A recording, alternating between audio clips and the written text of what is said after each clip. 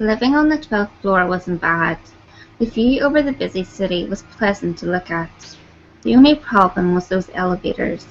I have bad sinus, as you see, and the pressure of descending quickly gives me headaches. But it passes, so it's an easy sacrifice. I waited for the elevator to arrive on my floor. It always takes a while. After a while, I got impatient and started fumbling around with my pockets.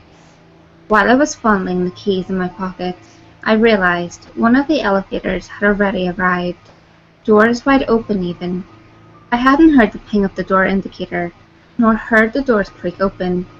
I shrugged it off and went inside. I should have left the elevator then and taken the stairs.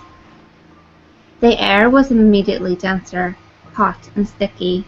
The faint stench of onions tickled at my nostrils, but I figured it was some dirty neighbour's lingering odour. Again, I had noticed that the doors had moved without my noticing, as the warm natural light was now gone. The elevator jumped for a second before descending. The creaking of the walls and cable jolted my nerves.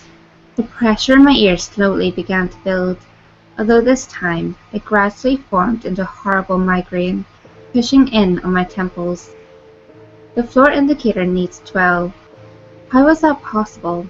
The elevator was obviously broken, and suddenly I feared it would drop. The trip was taking much longer than expected, and I was very eager to get off this fucking thing, but it kept rattling as I went further and further down.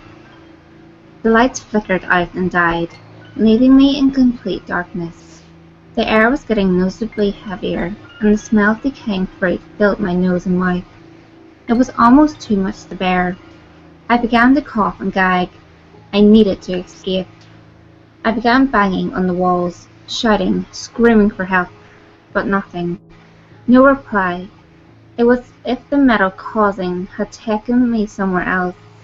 The elevator suddenly bounced and lurched to a stop, the sound of its shrieking brakes echoing through the shaft. The indicator displayed a bright red G, the only light I could see. How long did it take? Doesn't matter. At least I'm about to get out.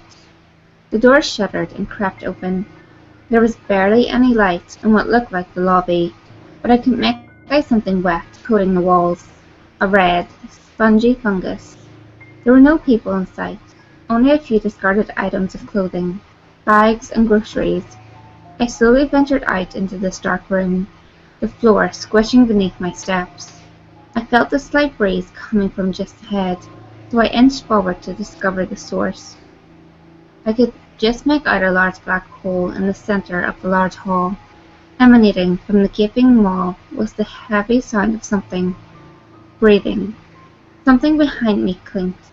I spun around to see a mug rolling on a table, and what looked like a pale foot disappear into a doorway. Quiet tapping echoed all around me. Wherever I am not alone. Hey guys, if you enjoyed this video, give it a thumbs up and share it with your friends. You can also leave a comment below.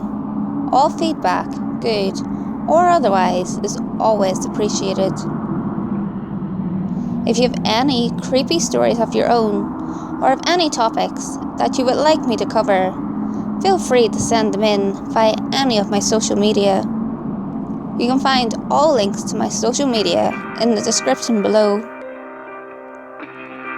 Until next time guys, make sure you lock your doors, stay safe, and I'll see you next video.